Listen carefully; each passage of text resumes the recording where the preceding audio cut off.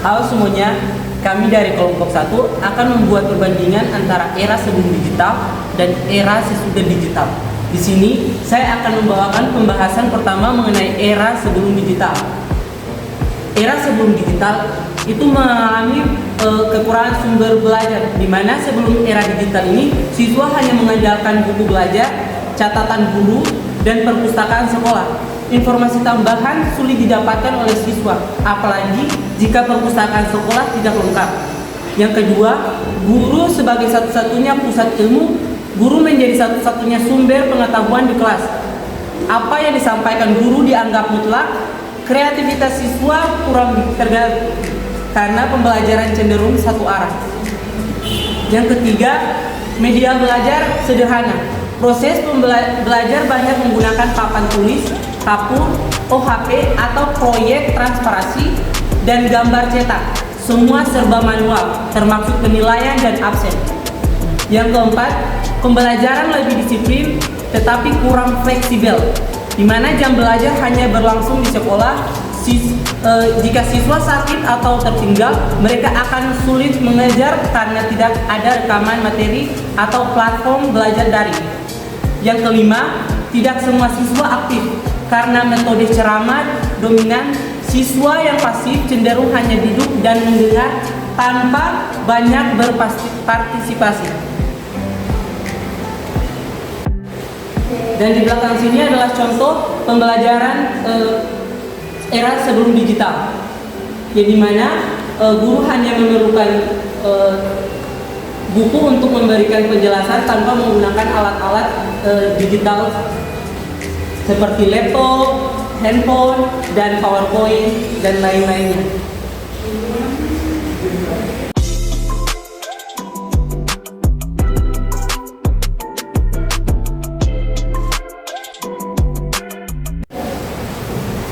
Baik, saya perwakilan dari kelompok 1.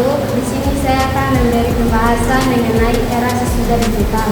Yang mana di era sesudah digital, yang pertama, akses informasi luas dan cepat. Siswa kini bisa mencari materi pelajaran di YouTube, Google, e-book, dan aplikasi belajar seperti Ruang Guru, Genius, dan lainnya. Mereka tidak hanya belajar dari guru, tetapi juga dari konten digital. Yang kedua, guru berubah menjadi fasilitator. Peran guru bergeser menjadi pembimbing, bukan satu-satunya sumber ilmu. Guru membantu siswa memahami dan menyaring informasi dari berbagai sumber. Yang ketiga, media belajar lebih interaktif dan modern. Banyak sekolah sudah menggunakan proyektor, komputer, papan interaktif, dan video pembelajaran. Bahkan ada yang menggunakan teknologi seperti virtual reality dan simulasi digital. Yang keempat, belajar kapan saja dan di mana saja. Apalagi sejak pandemi COVID-19, pembelajaran dari menjadi hal biasa.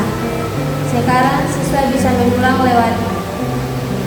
mengulang materi lewat video rekaman, mengajarkan tugas dari rumah, dan berdiskusi lewat grup WhatsApp atau Google Chrome. Yang kelima, kesenjangan teknologi masih terjadi meski banyak kemajuan. Masih banyak siswa di daerah terpencil yang kesulitan mengakses informasi atau tidak memiliki handphone atau laptop. Hal ini membuat mereka tertinggal dibandingkan siswa yang di kota.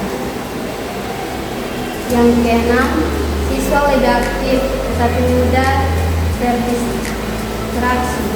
Belajar digital membuat siswa lebih terlibat karena medianya menarik.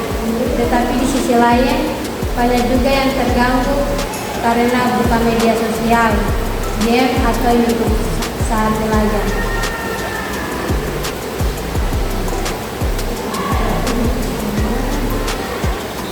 Contohnya seperti di belakang saya, yang mana seperti siswa tidak lagi menggunakan buku sebagai media belajar, tetapi telah menggunakan handphone atau alat teknologi lainnya untuk proses pembelajaran.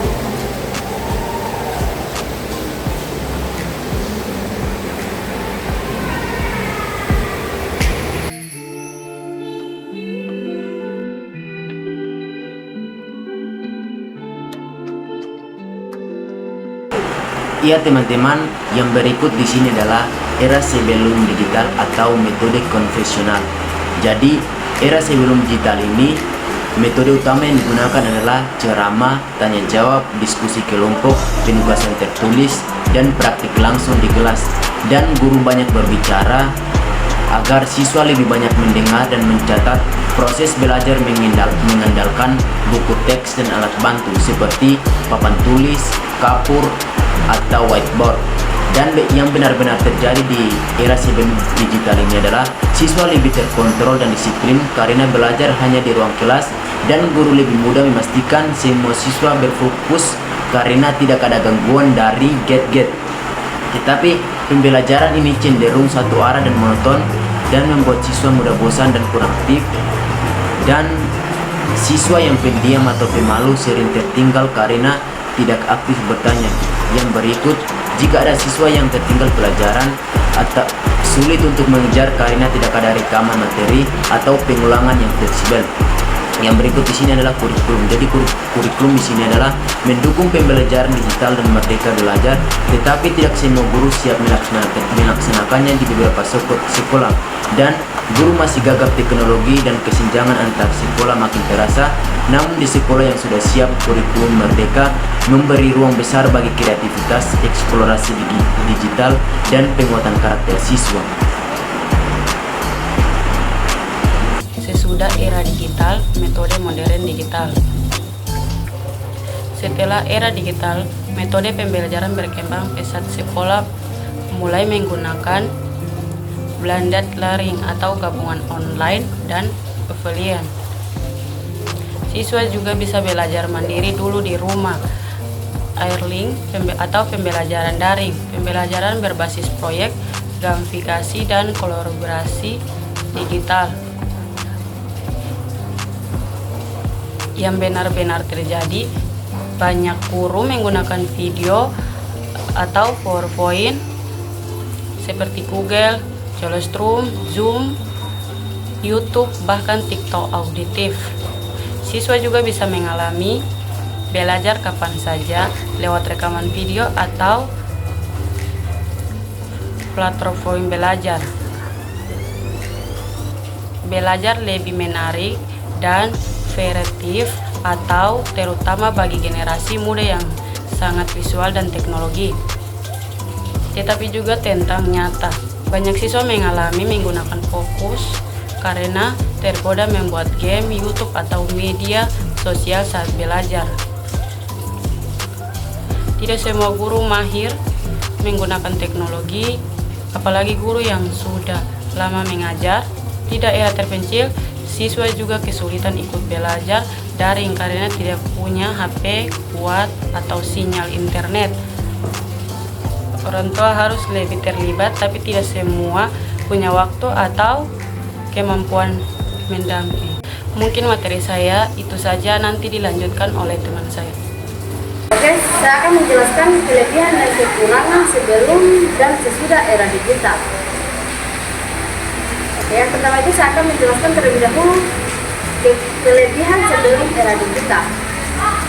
Kelebihan sebelum era digital yang pertama, siswa lebih disiplin karena pembelajaran berlangsung secara langsung di kelas, sehingga membuat siswa lebih lebih efektif dan lebih terkontrol waktunya, membuat mereka hanya datang, duduk, mendengar, dan mencatat, sehingga siswa mengikuti pelajaran sesuai jadwal yang diberikan sekolah saja. Yang kedua itu, interaksi sosial lebih nyata. Siswa yang sering kali bertemu langsung dengan guru dan teman-temannya tiap hari atau tiap saat, ini bisa membentuk karakter siswa agar sikap sopan, santun, kerjasama, dan keterbiasaan berkomunikasi secara langsung. Yang ketiga itu, gangguan teknologi hampir tidak ada. Yang dahulu tidak adanya HP atau internet atau media sosial lainnya yang mengganggu fokus siswa, sehingga dahulu siswa hanya fokus pada pelajaran saja dan guru, tidak fokus kepada HP ataupun internet. Selanjutnya saya akan menjelaskan kekurangan sebelum era digital. Kekurangan sebelum era digital yang pertama, sumber informasi sangat terbatas. Dahulu kalau buku pembelajaran tidak lengkap atau guru berhalangan hadir, siswa kesulitan untuk mencari alternatif atau pelajaran karena tidak adanya akses ke internet ataupun materi tambahan lainnya. Yang kedua itu, metode pembelajaran menonton seringkali hanya mendengarkan, siswa hanya mendengarkan ceramah saja dan hanya mencatat. Ini bisa membuat siswa cepat bosan dan bisa mengurangi motivasi untuk belajar aktif siswa. Yang ketiga itu, tidak semua siswa terlayani sesuai gaya belajarnya. Siswa dengan gaya belajar visual atau kinesthetik kurang mendapatkan stimulasi atau pembelajaran lebih cocok untuk siswa pendengar atau auditor. Kelebihan dan kekurangan sesudah era digital. Yang berikut kelebihan sesudah era digital. Yang pertama, akses informasi sangat luas. Siswa bisa belajar dari mana saja, kapan saja. Mereka bisa menonton video pembelajaran, mencari penjelasan di Google, atau menggunakan aplikasi belajar. Yang kedua, media pembelajaran lebih menarik dan variatif. Video, animasi, kuis, interaktif, hingga game edukasi membuat siswa lebih semangat belajar karena tidak membosankan. Yang ketiga, pembelajaran bisa diulang jika tidak paham. Siswa bisa memutar kembali video atau membuka ulang materi kapan saja. Ini membantu mereka yang ketinggalan.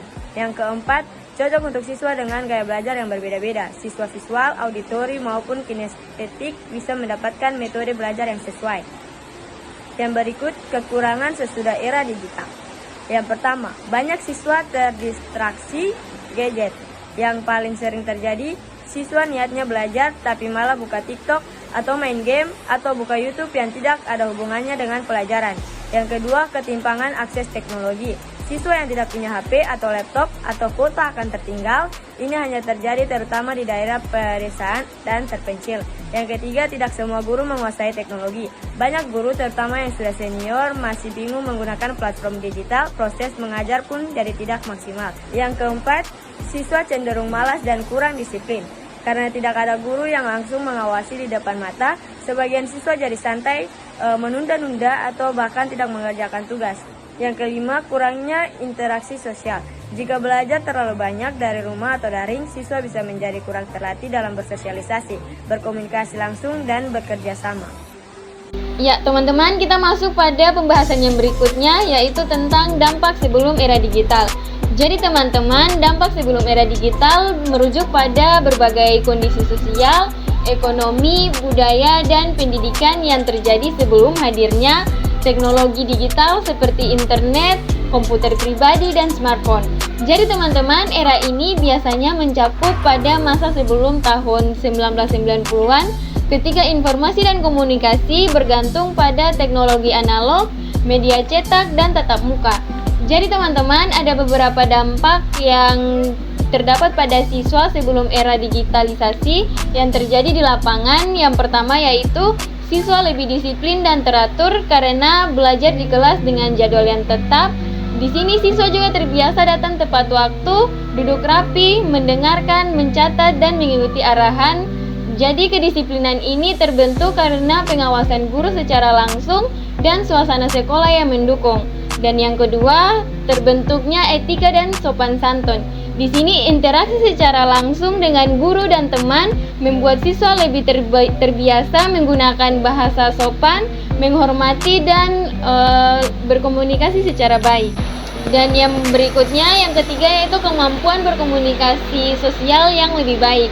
Jadi di sini setiap hari siswa berinteraksi dengan teman secara langsung dan belajar bekerja sama serta memiliki empati dan dapat menyelesaikan konflik dengan tatap muka.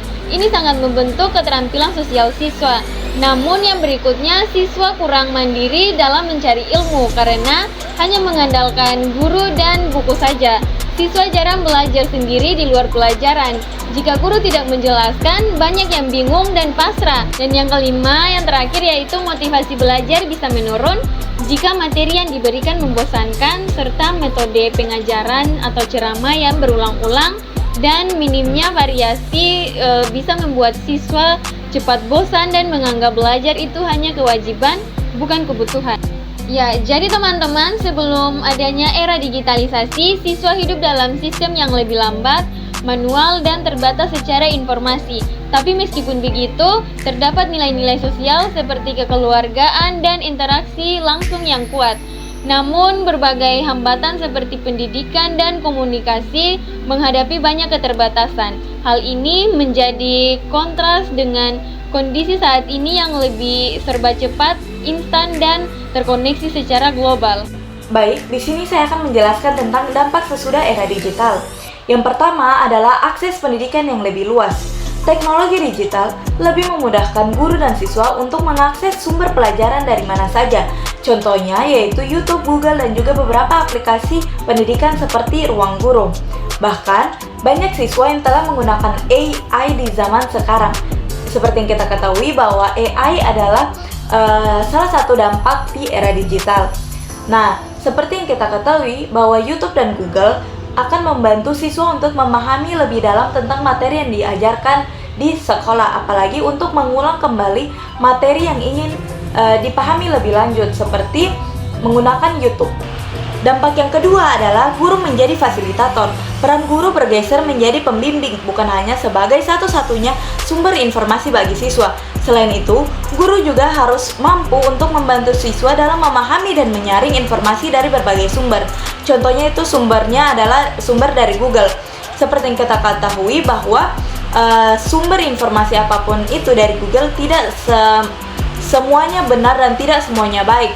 Jadi, guru harus mampu untuk membimbing siswa dalam menyaring informasi tersebut, sehingga siswa tidak mentah-mentah mengaplikasikannya di kehidupan nyata. Dampak yang ketiga adalah media pembelajaran lebih interaktif dan juga lebih modern. Seperti yang kita lihat, banyak sekali sekolah-sekolah yang telah menggunakan media alat proyektor. Nah, dengan menggunakan alat proyektor ini, guru dapat lebih leluasa dan lebih interaktif dan lebih kreatif dalam menyampaikan materi yang ingin diajarkan, sehingga siswa dapat lebih mudah untuk memahami materi yang diajarkan karena materi tersebut telah dijelaskan dan juga terpampang nyata di depan kelas. Dampak yang ketiga adalah peningkatan kreativitas dan kolaborasi. Di sini, siswa dapat mengembangkan potensi diri dan juga dapat berkolaborasi secara bersama-sama melalui platform seperti Zoom atau Google Meet. Karena melalui aplikasi ini, siswa dapat berdiskusi, berbagi ide, dan juga mengerjakan proyek mereka bersama-sama secara real time, walaupun mereka berada dalam jarak jauh dan berbeda-beda tempat.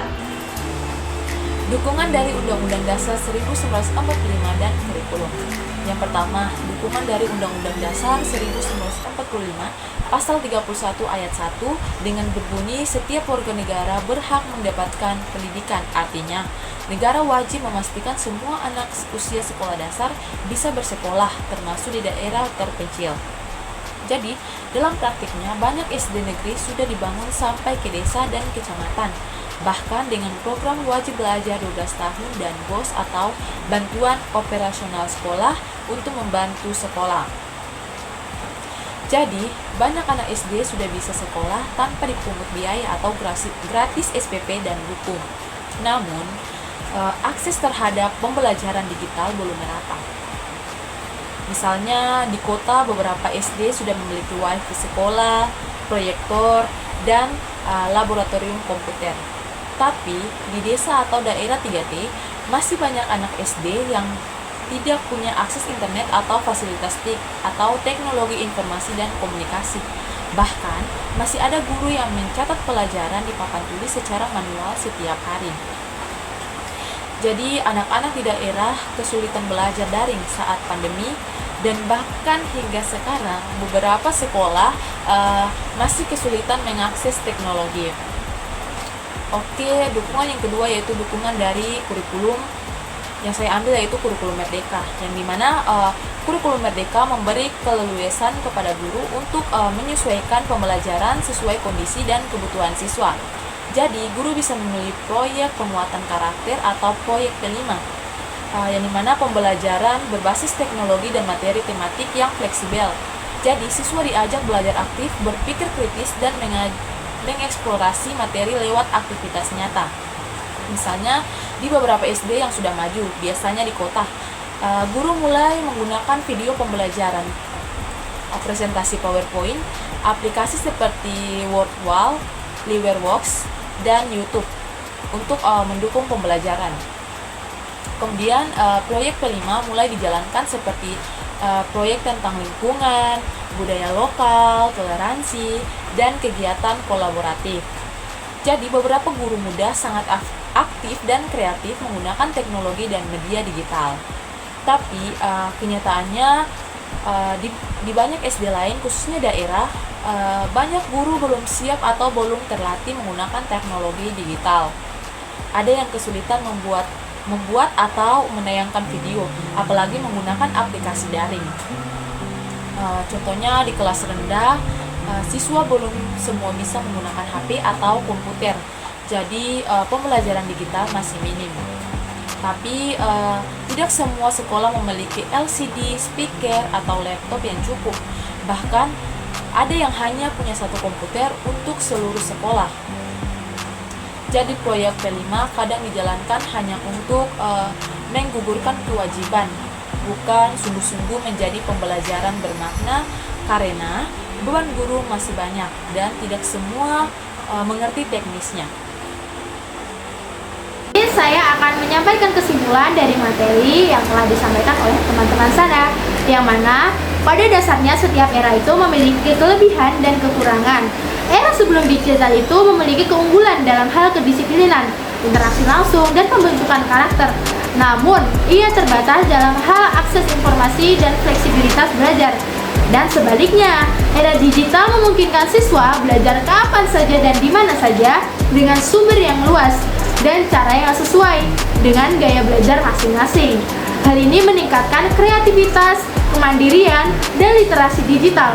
Namun, tidak semua pihak menikmati manfaat tersebut secara merata. Masih banyak daerah mengalami keterbatasan akses internet, perangkat teknologi, dan kesiapan guru. Dan di sisi lain, pembelajaran digital juga menimbulkan tantangan seperti gagal fokus pada siswa, menurunnya interaksi sosial, serta kurangnya kedisiplinan jika guru atau orang tua tidak mengkontrol. Nah, sebelum era digital, guru itu memiliki peran dominan dalam kelas, yang mana siswa lebih tertib, terstruktur, dan terlatih mengikuti aturan. Tetapi, adapun minimnya variasi kebebasan belajar yang membuat siswa cenderung pasif dan kurang kreatif.